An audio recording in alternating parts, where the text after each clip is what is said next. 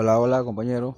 Bueno, hoy día me tocó reparar una lavadora de una hermana en Cristo, de la cual estoy revisando lo que es la bomba de agua porque no bota el agua.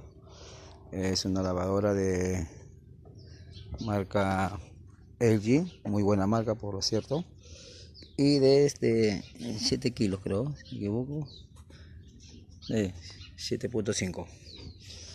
Bueno, entonces voy a dar inicio a la reparación de esta lavadora a ver qué solución se le puede dar acá. Lo veo que el motor está bien, la parte de la caja de transmisión también lo veo más o menos, no tanto, porque acá también hay óxido, así que voy a revisarlo todo.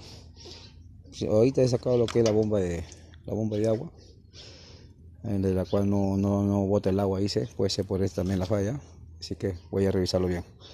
Bueno, lo dejo hasta otro momento. Bye bye, Dios lo bendiga.